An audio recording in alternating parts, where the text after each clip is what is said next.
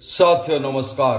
देवराज की आवाज में आज आपका स्वागत है। आज का इंसान अकेला, स्वतंत्र और आजाद रहना पसंद करता है, किंतु मेरी इस कहानी को सुनने के बाद आप खुद चाहेंगे कि मेरा भी कोई मालिक हो। क्यों? क्योंकि वर्तमान में हर इंसान अपने घमंड, ताकत और साम्राज्य के गुरूर में इतना मदहोश हो चुका है कि वो नहीं चाहता कि मैं किसी का गुलाम बनूं, किसी के आगे झुकूं। लेकिन इस कहानी को सुनने के बाद आप खुद अपने मालिक के आगे नतमस्तक हो जाओगे। तो आइए सुनते हैं देवराज की आवाज में एक अनोखी कहानी।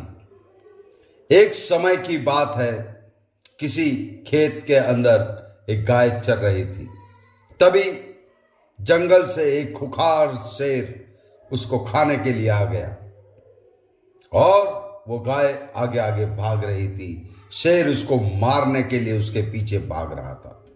दोनों भागते भागते घनघोर जंगल में पहुंच गए और वहां पर अचानक दोनों दलदली जमीन में दोनों फंस गए और शेर गाय को छोड़कर खुद की जान बचाने के लिए इधर उधर हाथ पैर मार रहा था, किंतु गाय बिल्कुल शांत स्वभाव में वही खड़ी थी।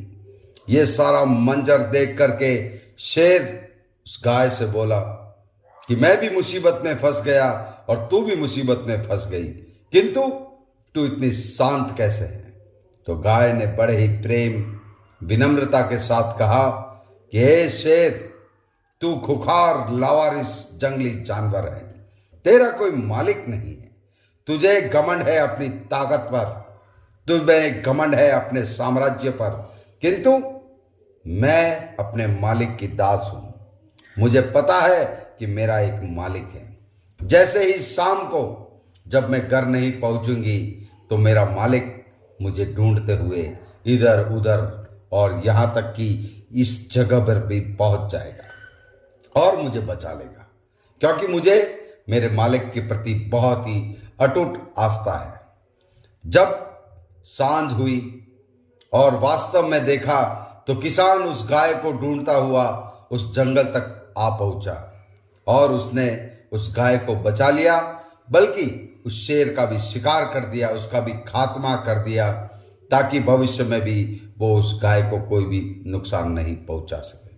तो साथियों, इस कहानी से यही शिक्षा मिलती है कि हमें भी हमारे मालिक अर्थात परम पिता परमेश्वर के प्रति वफादार और आसक्त रहना चाहिए। वही हमारा मालिक है, उसके प्रति हमारी श्रद्धा अटूट होनी चाहिए, ताकि वो भी हमारी संभाल कर सके और हम निश्चिंत होकर के कहीं पे भी अपना कार्य और कर्म कर सकते हैं। जिस जीव का कोई मालिक होता है वो हमेशा सुरक्षित रहता है। लेकिन वर्तमान में कहा जाता है कि पापी व्यक्ति बहुत ही धाप करके खाना खाता है, पेट भर करके खाना खाता है, ऐसो आराम से जिंदगी जीता है, किंतु जो पुण्य करता है, भक्ति भावना से ओत प्रोत रहता है, ईश्वर की स्तुति करता है, भगवान से प्रेम करता है, वो हमेशा दुखी रहता है।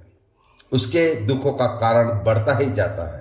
इसका एक सटीकता के साथ मैं आपको उत्तर देना चाहता हूं। अगर पसंद आ जाए तो मेरा ये वीडियो हर ग्रुप में हर व्यक्ति तक पहुंचा दीजिएगा।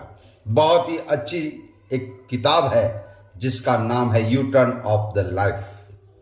हमारी जिंदगी एक यू आकार की नली के समान है, जिसमें आधा पाप भरा हुआ है और आधा पुण्य भरा हुआ है। आधा अच्छा कर्म है, आधा बुरा कर्म है। जिस तरह से हम उस नली में एक तरफ से अच्छा कर्म करते जाते हैं तो दूसरी तरफ से बुरा कर्म हमारे आसपास नजर आता है। और यदि हम उसी नली में बुरे कर्म डालते जाएंगे तो आधी नली में जो भरा हुआ अच्छा है, पुण्य है, वो बाहर निकल जाता है।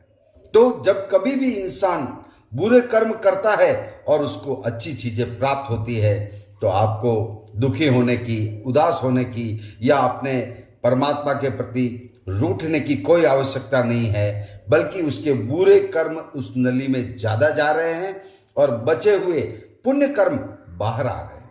और जब वो सारे बाहर निकल जाएंगे तो उसको भी अपने कर्मों की सजा भुगतनी पड़ेगी। और जब इंसान अच्छे कर्म करता है, करते ही जाता है, करता रहता है, तो उसके जो बुरे कर्म है वो उस नली के द्वारा बाहर निकल जाते हैं। और एक समय ऐसा आता है जब सारे बुरे कर्म निकल जाते हैं, उसके कर्मों का भोग वो कर देता है, फिर उसके जीवन में एकमात्र होता है पुण्यता, और फिर उसका मिलन होता है आत्मा से परमात्मा का। तो साथियों, ज्यादा चिंता करने की आवश्यकता नहीं है। हमारे शास्त्रों में ही हर समस्या का समाधान है। हमें भी अपने शास्त्रों का गहन अध्ययन करना है और देवराज की आवाज में शिक्षा से ओतप्रोत कहानियों को सुनते जाना है, ताकि आपके मनोमस्तिष्क में कोई भी भ्रांति या असमंजस है तो उससे दूर हो सके।